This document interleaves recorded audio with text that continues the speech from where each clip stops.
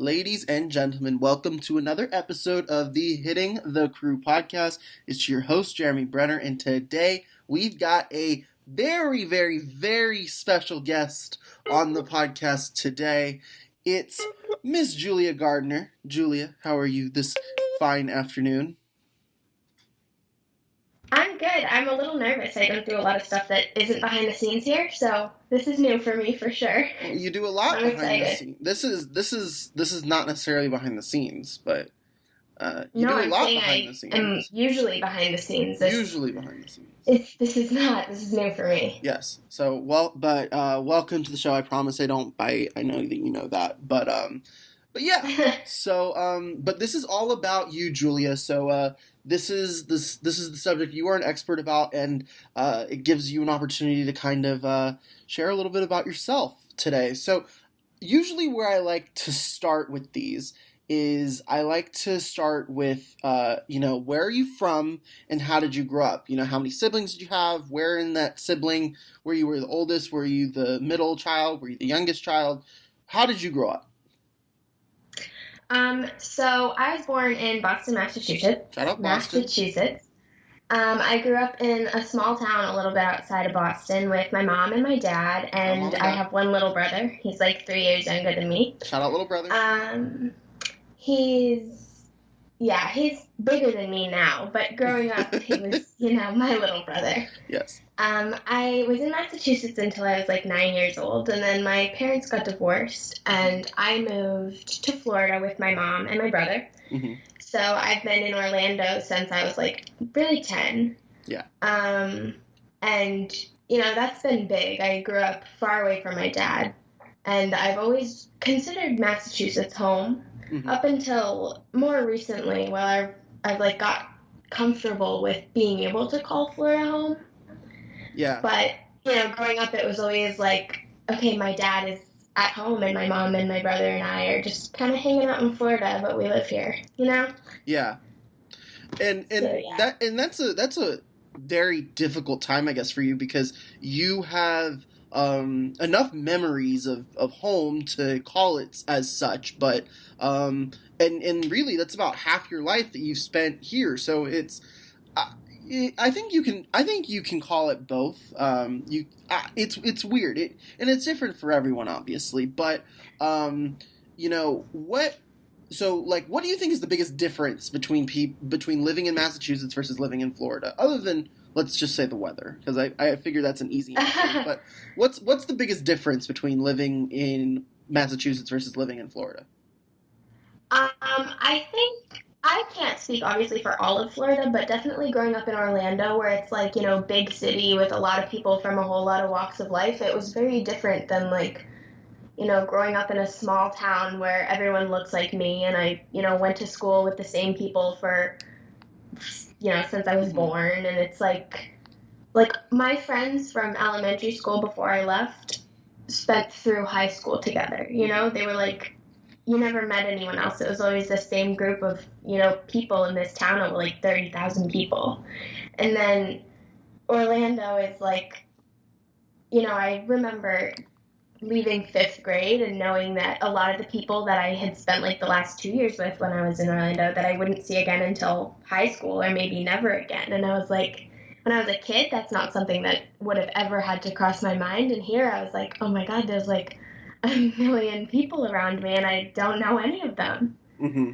So it's definitely a drastically different environment.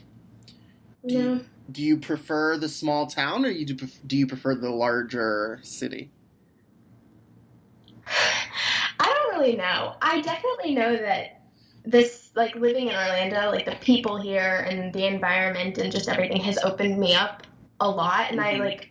I wouldn't trade, like, growing up in Orlando for anything, even though I've spent, like, the last 10 years wishing I could go home. Mm-hmm. I really wouldn't. Like, I hate to say it. I don't want to admit it, but I definitely prefer living in Orlando. Yeah. So what did you do what hobbies did you have growing up? What were you interested in, and how did that and what were you involved in growing up? So Not a lot. I'd say it was pretty like one or the other. I spent a lot of time doing art. I Mm-hmm. grew up, I liked drawing a lot and painting, and I did some other things like, sculpting occasionally when you'd like do that in art class, and I loved it. But I've drawn for a very long time. And growing up, I played soccer Yeah. until I was 12 or 13. Mm-hmm. Um, but I think mostly art and sometimes reading. That was a big thing for me when I was growing up. Yeah. Did you take any of that to high school with you? Did you were you like an artist in high school, or what were you? What kind of people were you surrounding yourself with in high school? So in high school, I did do art. I did art Mm-hmm. for 4 years. I found myself in AP art my junior year, Yeah. and then I took a type of AP art without an AP exam because I didn't want to take it, but I did that again my senior year. And I really liked art. I know I said it, but I've done like mostly drawing my whole life. And at the end of my senior year of high school, I actually had a piece in the Dali Museum student exhibit. Ooh, there you go. Yeah, so that was pretty neat. Art has been like a huge thing for me, but I also, when I was in high school, I got into yearbook, Mm, which was really like the thing that I did in high school. yeah. Like, I spent my freshman year in journalism, and I absolutely loved it. Our yearbook advisor is like a huge person in my life now, and I spent all 4 years of high school with him. My senior year, I was an editor Mm-hmm. with two of my friends, and that was a fantastic experience. And it's not like visual arts really, but that was like doing the graphic design and photography for that. Like, that was a huge thing for me too. You're putting a vision into motion. Yeah, exactly. Mm-hmm. And that's yeah, that doesn't surprise me with you. I guess it's you're very much a creative person.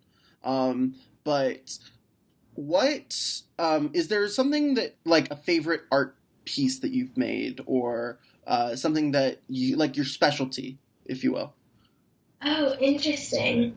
Um, I don't know if it's my favorite. This might be my recency bias here, but I have this pair of shoes that I've started painting on, Mm-hmm.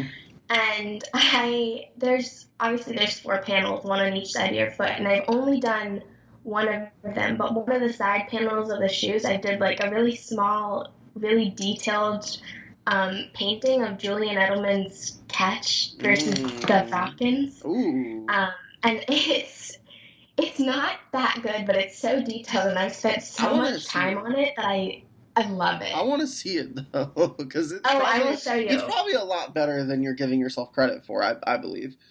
No, yeah, it's good. I'm very proud of it, but it's like I don't know if it's yeah, I don't know. I'm holding you to it. After we're done here, you're gonna send me a photo of that, please.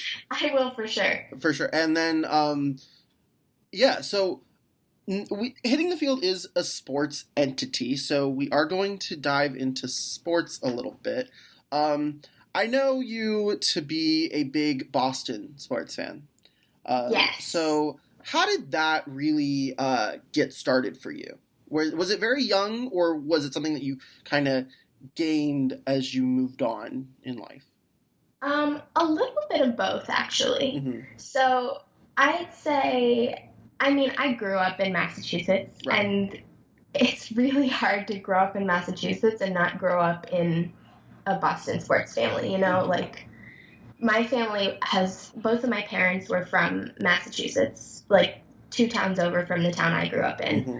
And, their parents had been there for a very long time. It's like, it was like, Boston sports kind of runs in your blood when you're like that. Yeah. So I grew up watching it, but I was never like really, really into it. It's like you'd put on the sports when they happen, but it's like, all right, you're walking through the living room. It wasn't like, all right, the family is going to sit down and we're going to watch this. Yeah. So it was kind of like in the background for me, but it was always, always there. And, like, we'd watch it, and, like, we'd always, always watch playoffs. Like, I remember the Bruins going to the Stanley Cup Finals when I was a kid, or, like, the Patriots. It's always been there. Like, it's always been really present. Mm-hmm. But once I moved to Florida, obviously I didn't have that anymore. It wasn't like, It wasn't as strong. Airs on local TV or everyone you pass by on any given Sunday has a Patriots shirt on. It was like, all right, it's, me and my mom and my brother. And that kind of like fizzled out. Like I spent a while here only watching the Patriots, and I watched the Bruins games when I had first moved here, but it all kind of just like faded away, and I was like, all right, I'm like, watching the games by myself, and it was like I was a 12-year-old girl. I was like, all right, I'll go do something else. So I didn't really get, I've always watched the Patriots, but I didn't really get back into watching like the Bruins and Red Sox and Celtics sometimes. I'm not a huge basketball person, but I love all my Boston sports until last year when I went back to Massachusetts for my first year of college. Yes, so that's kind of where I wanted to get into this. So you lived in Massachusetts for 10 years. You moved down here for 8, and then you move to college and you decide to go to the University of Massachusetts. So talk more about what led you to that decision. Okay, so like I said, I spent almost 10 years in Florida deciding that I hated Florida. And I really just wanted to go home. Like, I think I had this image of Massachusetts in my mind that was like, all right, my dad and my sports teams and like, it's home, So I decided I'm going to graduate high school and I'm going to go home. So I applied to 3 colleges. I applied to University of Massachusetts, Framingham State University, and somewhere else. I don't know where. But it was in Massachusetts. Yeah, it was. There's like 7 billion anyway. Colleges in Massachusetts anyway, so I mean, I don't know you for not remembering. I think both my parents graduated from UMass Lowell, so I'm sure that was on my list. But I didn't apply to any schools in Florida. And even though my guidance counselor, he was like, you've got bright futures, you should at least apply. Like, send in something to UCF or UF or anything. I was like, no, sir. I was like, I'm leaving. No, thank you. Yeah, so I ended up at UMass. And I spent a year there, but even though I was in-state, because my dad still lives there, and I was able to claim him as my parent, it was ridiculously expensive. Right. And for no good reason, because here I am, a Florida graduate from high school with bright futures, and like there was absolutely no reason for me to leave except that I wanted to, and I'm really stubborn. Yeah. So I mean, as someone else who was also very stubborn and wanted to leave home or what was home for a while, I totally get that.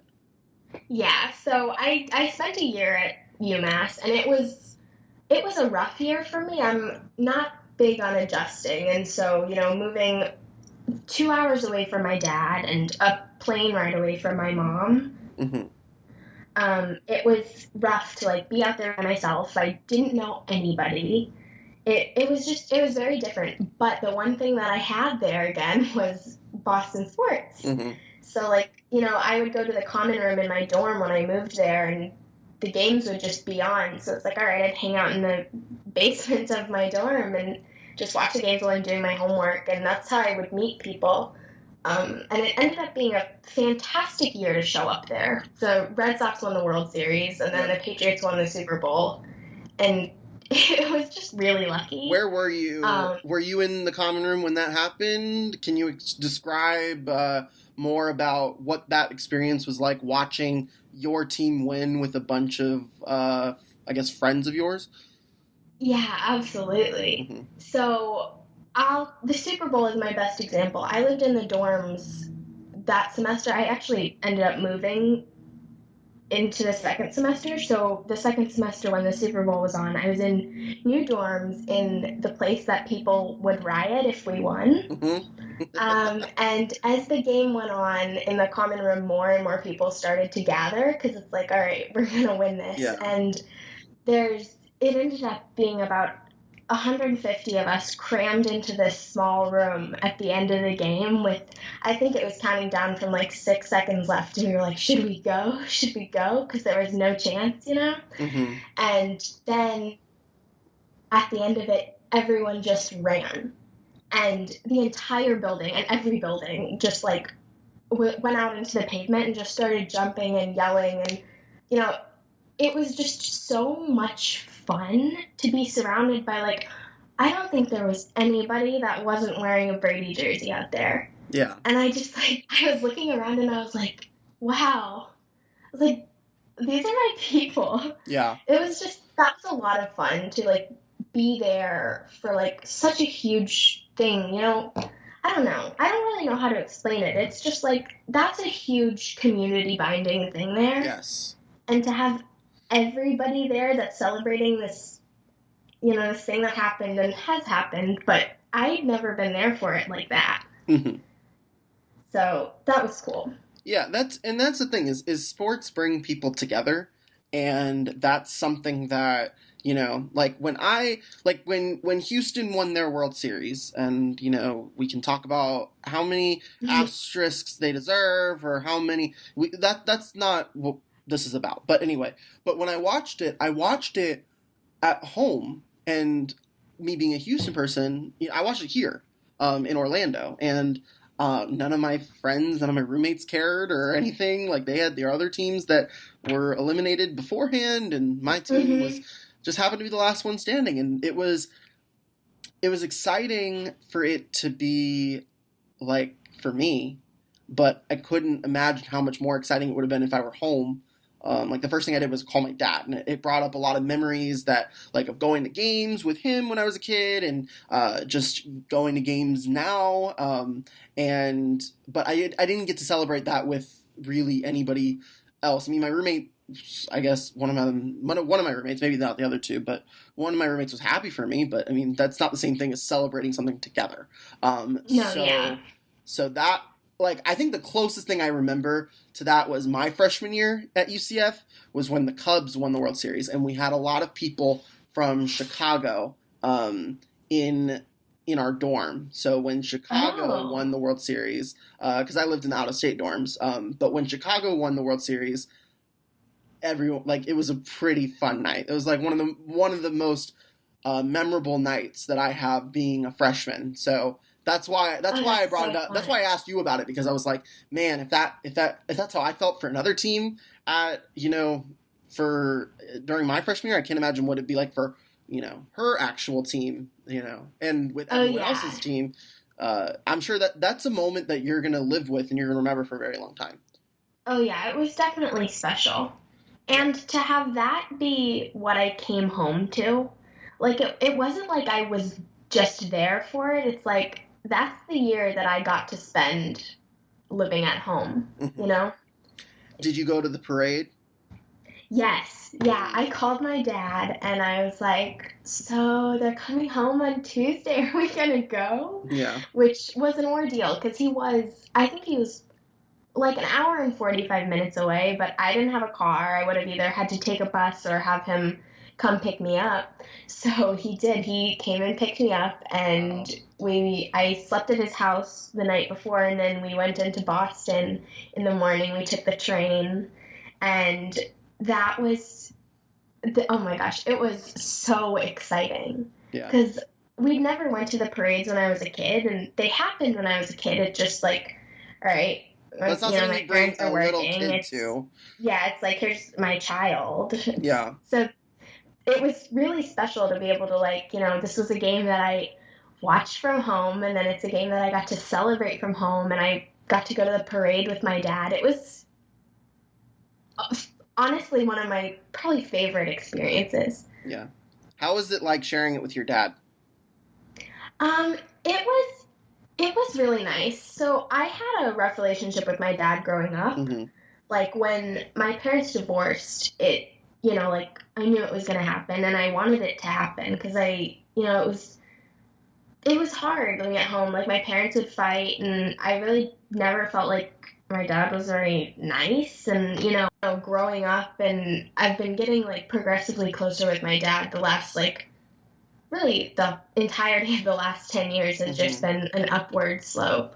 That's awesome. And to have gone home and then be like, hey, I'm home for this thing that's like massively special to me, want to share it with me, that was neat. So, Mm-hmm. he came and picked me up and I got to catch him up with everything from, my freshman year and things like that. And we went to the parade and then he took me back and it was like, kind of just hanging out, but for the reason that we got to go to the parade.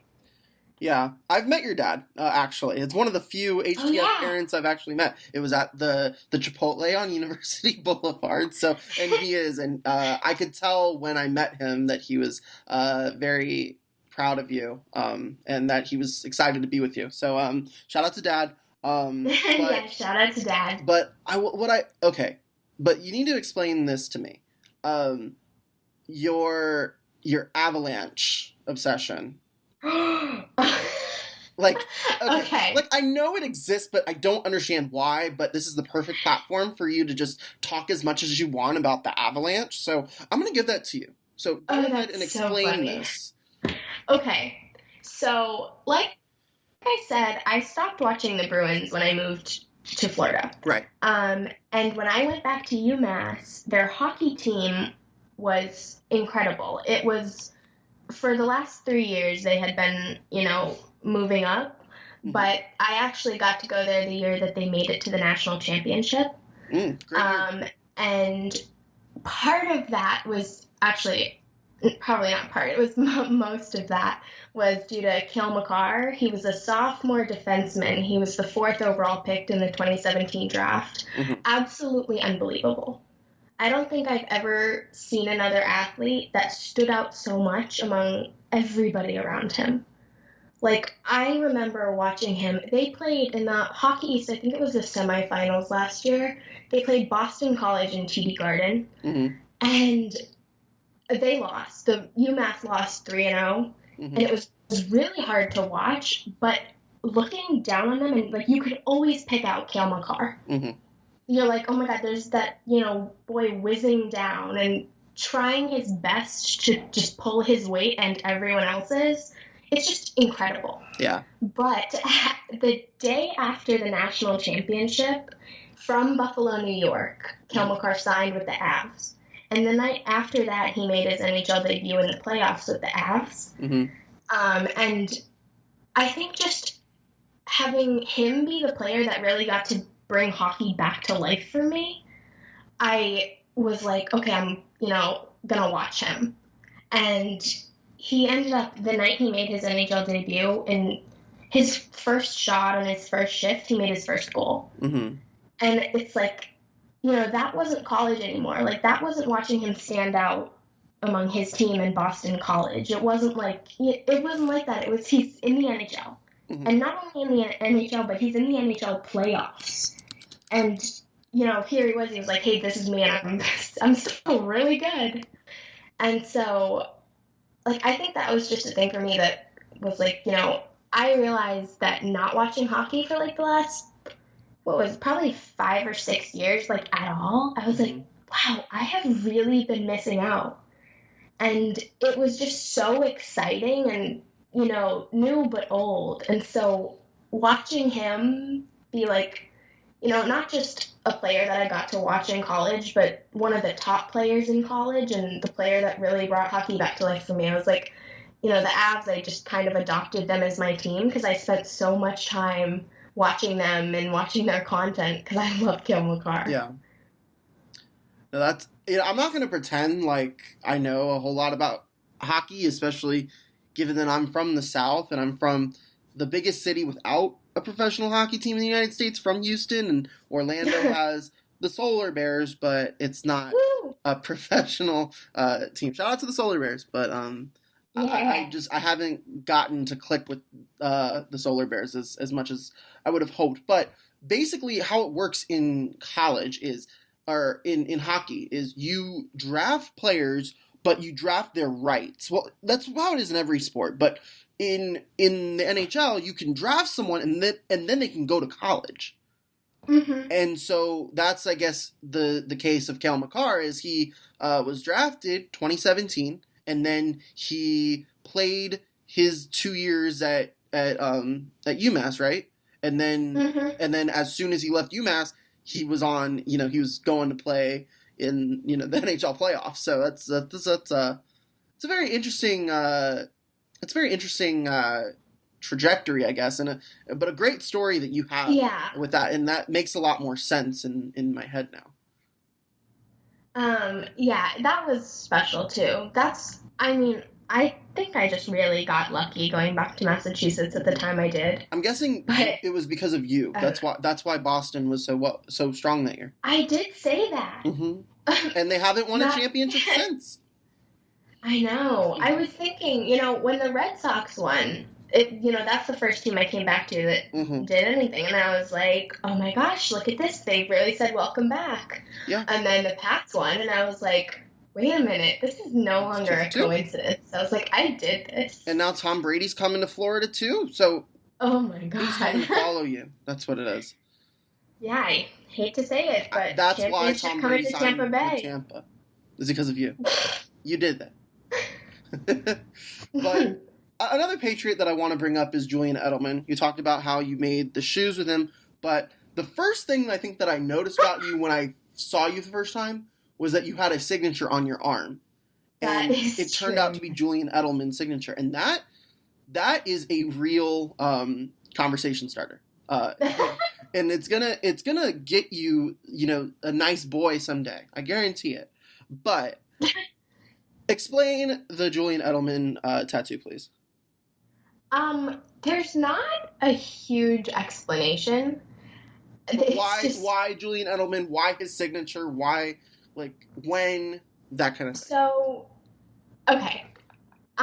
He is one of my favorite Patriots. Mm-hmm. He's, not really just as a Patriot, but as somebody who really just emulates Boston. Mm-hmm. There's players that go in and out of, New England sports and in and out of the city, and they're just kind of there. And it's like, no matter how good they are, you can be like, oh, wow, that guy was good. But, did he really come in and make himself a part of the city and a part of the community? It's like Julian Edelman does that. Mm-hmm. And, there's a couple players that stand out like that. Over the years that I'm like, okay, these people really were Boston. And Julian Edelman is one of those people. And so I went to training camp this summer. And they walk by the crowd doing autographs. And I was thinking when he was walking by me, I was like, okay, he's too far away. He's not going to stop. And so I was like, what could I do to catch his attention? And so I yelled, I was like, Jules, if you sign my arm, I'll get it as a tattoo. And he stopped dead and just looked straight into my eyes for probably half a second, just staring. And I was like, please. And so he was like, okay, I better see it. And so he signed my arm. And I know there should be more story than that, but that's really it. I was just like, oh, I really want his autograph. I bet he'd sign my arm if I got it as a tattoo. But does he know that his signature now lies permanently on your arm? So I did not go to training camp the day after that. I actually went to, instead, a tattoo shop, and I was like, hey, could you sign over this without wiping it off? And the guy was like, yeah, I'm going to wipe it really lightly with alcohol just to clean it a little. But he did. He did the tattoo straight over the Sharpie. And then I went back to training camp the day after that with a sign that said, Jules, look at my tattoo.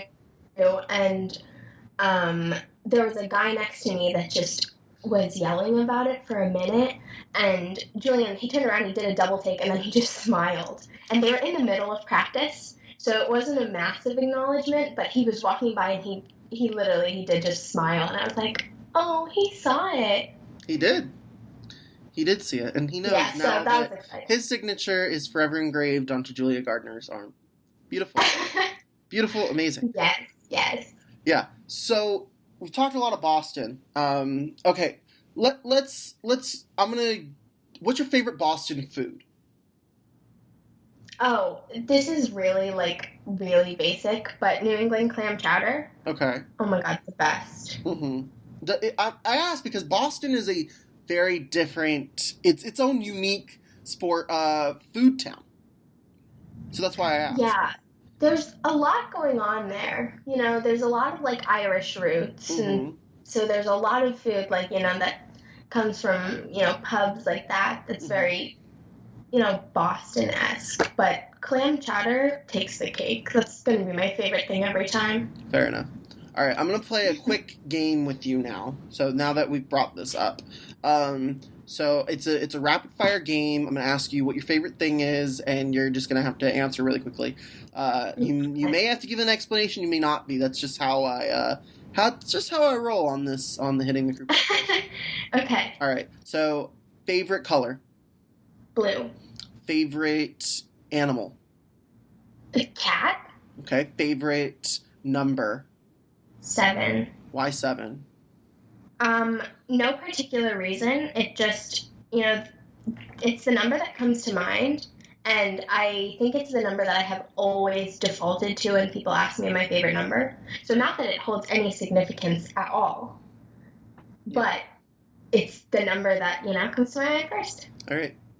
Fair enough. The reason why I ask you is because I asked Kyle Partain on his episode, and he said 226, and I asked him why. And he actually had a pretty neat story to follow.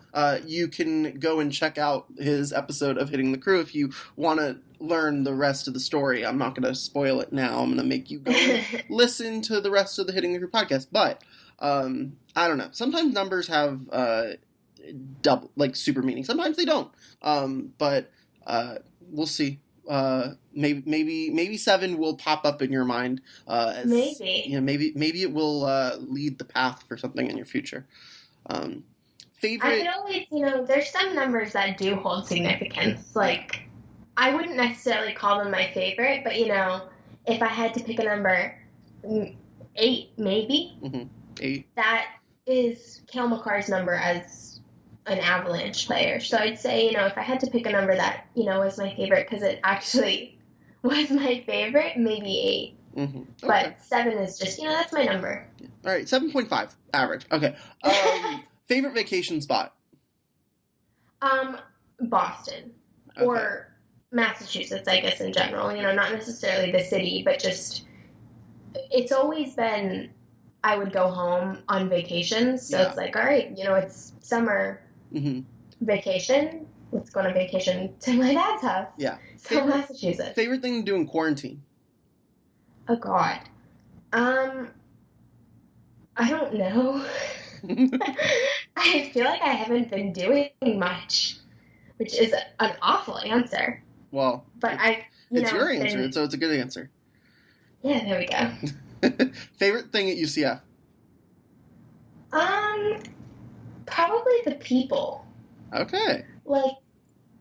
That seems like an obvious answer anywhere, but one of the things I had a really hard time at UMass was finding a community. And here, I have some of my friends from high school and some new friends, and I've, found groups that I, really love. For example, Hitting the Field. Wow, what a great answer. Oh my goodness. But yeah, I really feel like I've found people here that, I genuinely love, and people that, could stick forever, and that's super important. Yeah. So talk more a little bit about your journey from UMass to UCF and how that came to be. Okay. So maybe trigger warning, I don't know, but I have clinical depression. And I had a really rough time with my mental health at UMass, which seems like a really short answer, but I got there and I, never really fully adjusted. I moved dorms. I, went through a bunch of different groups of friends. I had a really tough time, managing my course load. My second semester, which was probably a better mental health period of time for me, I ended up dropping a course. I actually ended up in the hospital one night. Just, it was kind of a scare, and it, wasn't necessarily dangerous, but I was like, I'd love to be contained. So Yeah. Rather be safe than sorry I sometimes. found myself. Sorry? Rather be safe than sorry sometimes. Yeah, Mm-hmm. absolutely. So I had my roommate and two of my great friends. They took me to one of the local hospitals, and I just spent the night there, and I came out with kind of perspective, and that's when I was really like, all right, I'm gonna go home. Mm-hmm. And I think that's also when it really registered with me that Florida was home, because I'd spent so much time in Florida looking back on Massachusetts, like, oh man, I want to go home. Mm-hmm. And I was there, and I was like, this isn't home, it's just Massachusetts. Mm-hmm. Like, I grew up here, but home is, where my friends are and where my mom is and where I, get to watch my brother play lacrosse and things like that, that were the little things that I, when I was here, I totally took for granted. And I was like, I want snow in the winter. But Was that a harsh reality to kind of come to terms with, or did you were you like, okay, yeah, that makes sense? It was definitely hard, and I think it's something that, like, I had planned on that. Like, I started in middle school. I was like, all right, I'm going to graduate middle school, and then I'm going to move to Massachusetts. Mm-hmm. And then I was like, okay, that's kind of dumb. So then I was like, all right, I'll graduate high school and move to Massachusetts. And it's something that I had been expecting and planning for a long time, and I think I just thought it was going to go smoothly. And when it didn't, it was like, why? I was like, no, I'm doing everything that I wanted. And so it was definitely hard, but I think it was also like less of a rude awakening and more of, an awakening into like, okay, I've been taking everything I have here for granted, and I'm gonna stop doing that. Yeah. So it was hard. It definitely was, but it was completely necessary. And now, like, I mean, I spent so long here, not okay. And now I'm in a better, like, place in my life, like, mentally and physically than I have been in a really, really long time. That's awesome. And I don't think I would have been there. Like, if I had just gone to school at UCF in the first place, I probably would have been in the same mindset that I was in middle school and high school, where I was like, oh my God, I hate it here. I want to go home. And now I've been home, and I know that, when I'm at my dad's or when I'm at my grandma's, like, I'm home, but I'm not home because it's Massachusetts. I'm home because, hey, I'm with my family. I'm with the people that I love. And here I am with people that I love. So that's definitely different. Yeah. I think one of the movies that this reminds me of is Inside Out. Where Joy is very much like she's the protagonist, she's the main character, and she is very against sadness, because sadness is her opposite, and sadness is always causing problems and making things worse. But towards the end of the movie, you realize that you can't have joy without sadness, and sometimes you get to places where you just hit bottom, but you need to know what that feels like in order to truly and better appreciate what you have. And I think that's similar to what you went through at UMass. It's something that I can relate to, because when I came to UCF, obviously I knew literally maybe a couple people, and that's because I met them through social media and stuff. I didn't know anybody really that well, and I had my group of friends. But then when that group of friends started to deteriorate,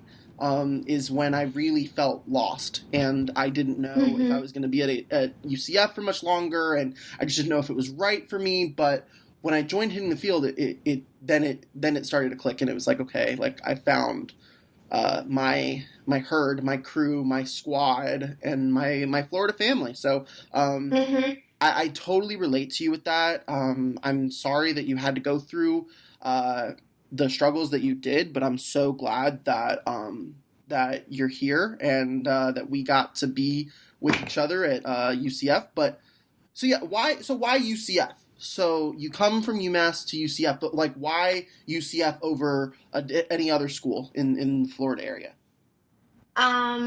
So one of the other things that I hadn't mentioned is when I started school at UMass, I started as a math education major. Mm-hmm. You've been all over the place, Um, girl.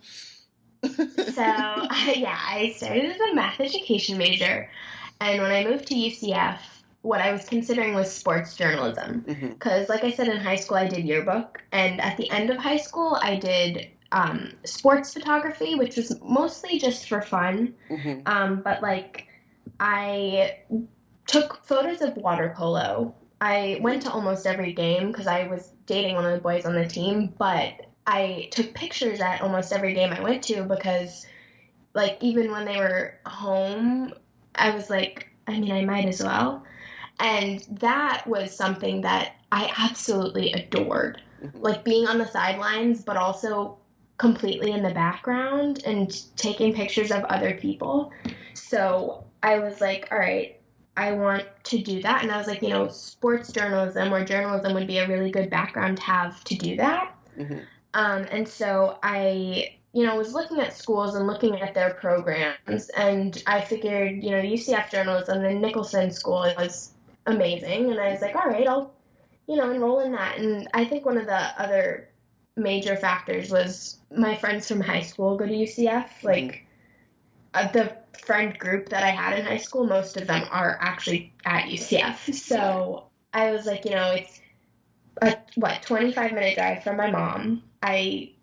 My friends are all there, and one of the things that had like really hurt me when I was at UMass was not being able to see my brother play lacrosse. I was Mm-hmm. like, all right, so I can drive home for a Thursday night game and be back at school in the morning. Sounds good to me. Um, so that was one of the things, and I actually ended up switching out of journalism. So Yeah. I'm glad that wasn't my driving factor because now I'm in marketing and sport business. Right. So And but that's a good thing about UCF too closeness. is you can really, and that was a big deciding factor for me when I chose UCF was I wasn't super solid on the business idea, but I knew that if I wanted to change for whatever reason, I could do that within the school. I didn't have to transfer to get a new major. Right. So that was, I mean, UCF's got everybody. It's a very hard True. place to. I feel like there's so much. There's a lot of opportunity at UCF to find what you're looking for. So that's at least what I've gotten out of it. But yeah, so how did you get to hitting the field? That's the question that I asked next. So as I started in a journalism major, I took principles of journalism. And Jarrett Kappelman came up to the front of the class, I think the first meeting, maybe the second meeting. And he was like, there's this sports talk show we do, and, it's pretty neat. So come talk to me if you're interested. And I, in the back of my mind, I was like, all right, that really has nothing to do with what I want to do except the sports. But I was like, it sounds really interesting. And it might not be like really my thing, but I was like, I definitely love to get involved. So I went up to him and I was like, would I be able to just like come in and see what it's like? And he was like, yeah. So I went to the meeting that next Friday, and I just was like, wow, this is so cool. I love it. Yeah. But yeah, it was just, he had said it was a thing, and I was like, is that a thing I'd be interested in? Yeah, why not? And it ended up being, probably one of the best decisions I've made at UCF. I absolutely adore all of you people, and I love what we do there, Oh, well, thank you. And You're yeah, welcome. and I will say this: your contributions to the show, just and even though what you prove, Julia, is that you don't need to be in front of the camera to be a very valuable part to the team at hitting the field, and you don't need to be someone that wants to be in front of the camera to be seen as someone who really cares. Because we put you on. We moved you around in several different places, and you proved to be very one of our smoothest camera operators that we've had since my entire time at hitting the field for 3 years. One of our smoothest camera operators, and something that I think I noticed more this year when I took more of a leadership position was how important the camera operators are to the show, and how every person is important to the show. That's something that because I need to, I have I guess I have the final say in the personnel and who goes where. So I understand all aspects of the show because I've done them all. But when I was on the camera, I was like, okay, yeah, just make sure that they're on camera, make sure you're not moving when the green light's flashing. But what we did with the cameras this year and what you executed was we put a whole new meaning to what it means to operate a camera, the communication part of it, and it's a truly important part to our show. And I think you've added a lot of value to that, and what it means to be that. And so when I move on in the future, if, however far my future is into the television world, I now understand how important it is to use a camera, and I credit a lot of that to you because you turned what was one of the more mundane jobs into probably one of the most important jobs. So I have that because of you. So oh my God, I really appreciate that. So yeah, thank you for that. But I think, I really actually loved doing the camera. I think this might sound ridiculous because it is not the same thing at all, but I think my background in yearbook helped me with that a lot. Yeah. Because the thing is, like, I understand how important composition is. And, like, when I look at, the scenes and I'm like, oh, they're slightly off to the left or there isn't enough headroom. Like, those are things that I resized in pictures for 4 years. And so when I'm looking at the camera and I'm like, oh, something doesn't look quite right, I'm like, why wouldn't I fix it? It's aesthetics. Yeah. And aesthetics matter because something that I've been through with Hitting the Field is, and it would depend on who would be in charge of the show, is, when a journalism person was the executive producer, we were more focused on content. And then the last year that I did the second year I was in Hitting the Field, so last year, our TV people were in charge of the show, and they were more focused on, oh, we got to get this camera angle, we got to get the jib, we got to do this, we got to do that, and I was like, no, I want to go back to content because I'm a journalism person. But what I noticed this year is how important it is to find that happy medium and to find that balance. Yeah, the balance. And, the show is going to go in so many different hands in its future. Sometimes it will be in RTV's hands. Sometimes it will be in journalism's hands. But it's important to learn and to utilize the strengths of both because that's what it takes to make a show. It's the difference between putting something on paper and putting something into motion. And it doesn't just take the people that are in front of the camera. It takes a village. And part of that village was you. And I think, I talk about how much I really loved that first year of Hitting the Field. I really love this year of Hitting the Field too, the year that I've had.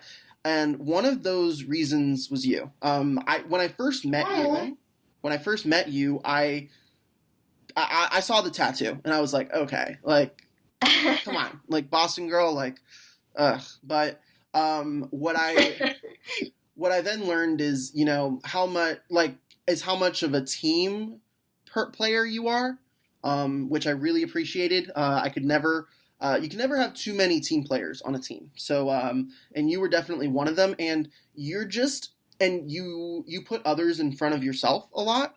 And that's something I admire a whole lot about you. And I wish people would be a little bit more like you because I think if that were the case, the world would be a better place. So that's what I got out of you from this year. So thank you for that.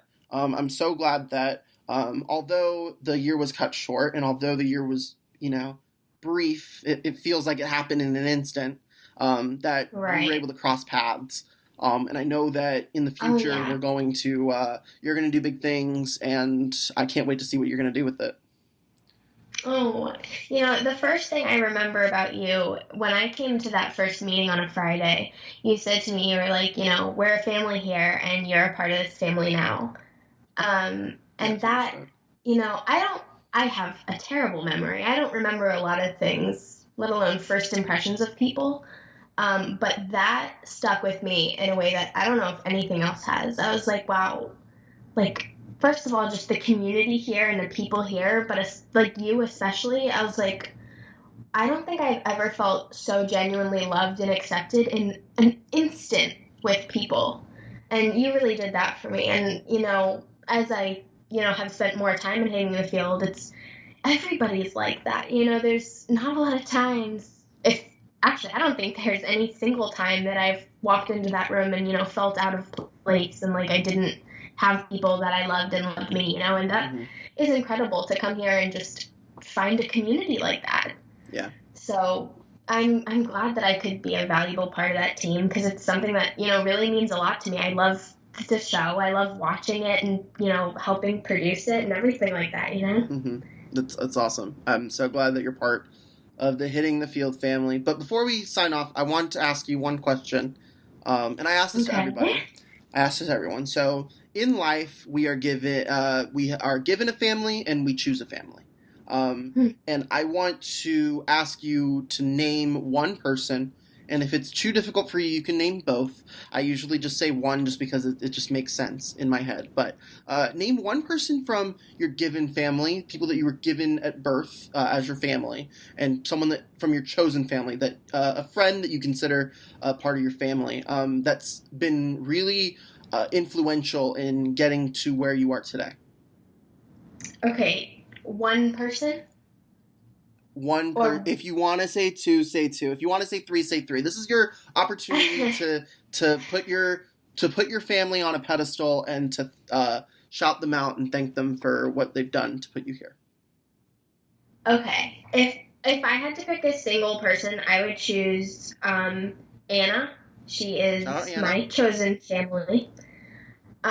She was somebody I met through a mutual friend of a mutual friend of a mutual friend in my first semester at UMass. So it was like meant to be. Yes, and she actually ended up, when I moved dorms into the second semester, her roommate withdrew from college, and I was like, yo, homie, I'm moving in. And she was like, hey, okay. And then I was like, wait, like, I'm actually moving in. And she was like, wait, like, okay. And she ended up being possibly one of the best people that I've ever met. And, she's been there. Like, I know I said I had that scare last year. Like, she was there for that. And, she took everything in stride. And I'm stubborn and I'm obnoxious and I have so much to deal with. And, she dealt. And I don't think, I've ever been so thankful to find somebody who helped me grow, and especially helped me grow when I was in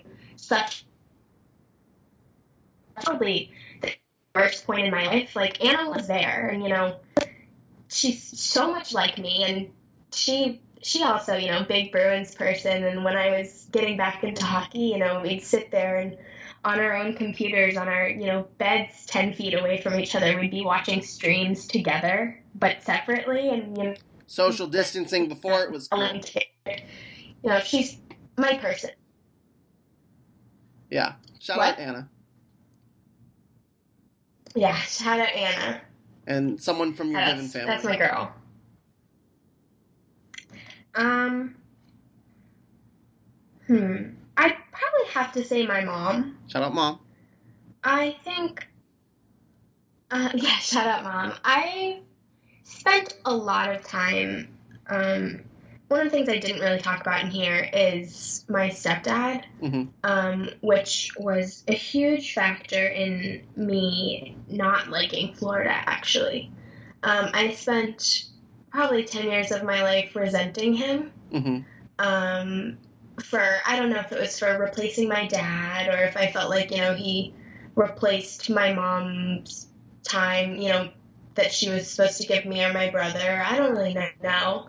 But I, not only him, but I spent a lot of time resenting my mom for that. And I think, over the last couple of years, while I've grown more comfortable and less angry with Eric, I've spent a lot of time looking back and I'm like, why was I ever angry at my mom?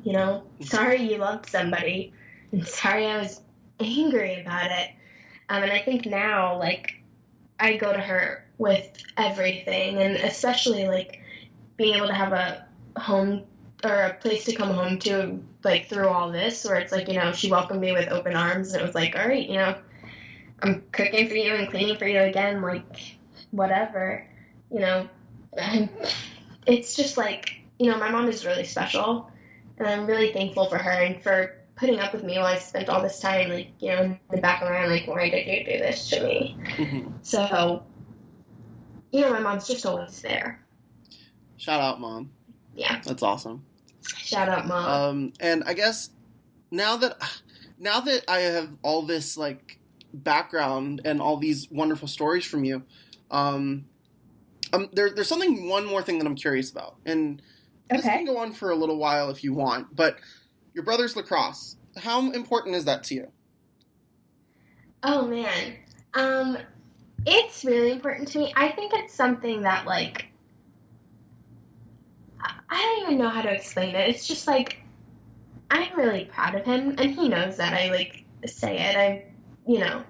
But watching him do something like that, where it's like he's so good at it, and it's something that like I also not necessarily relate to, but it's something that like I watch it and I get excited about it, and it's fun to share that with him, to like be able to go to his games and like watch him do things and be like, yo, that's my little brother, and like I'm so proud, but also watching him do something that he loves, it's just really cool.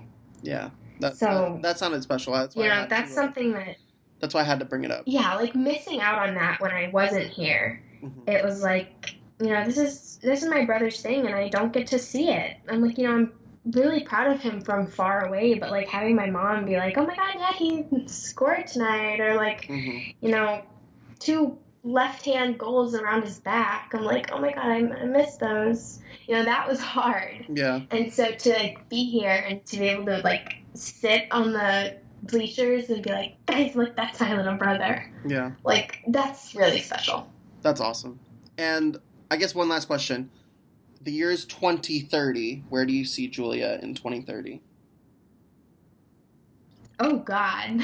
I don't know. I mean, if you had asked me that like a year ago, I probably would have told you in a classroom teaching algebra to high school students. And now I'm an intern for the Solar Bears, and I would love to work in hockey forever.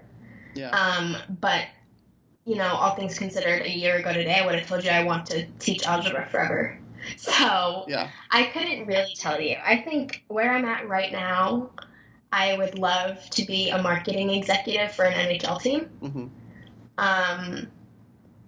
But there's so many things that, I'm still learning, and, still learning that I love or that I necessarily don't love. So I think that's something, where I want to see myself is something that evolves every day. Yeah. So I don't have a, one and done answer for that question. But if I had to, marketing in the NHL is my final answer. The great thing about this is that you don't need a final answer right now.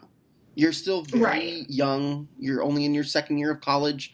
If I was very, I was very unsure of what I wanted to do when I was in my second year of college, and even as I'm about to graduate college, I really still don't know what's in store for me. But nonetheless, at least with you, Julia, I know that you are very talented and you can add value, as we say in the minor, add value to many different areas. And hitting the field is one of them. And without you, hitting the field would not have been as great as it was this year.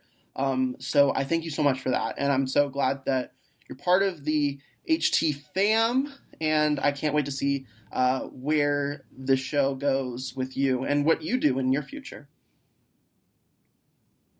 I really appreciate that. Yeah. I love you. I love all of you guys so much. Love you too, baby. And I'm really thankful that, I came here and I found this community and this family and this show. I absolutely adore it. Yeah.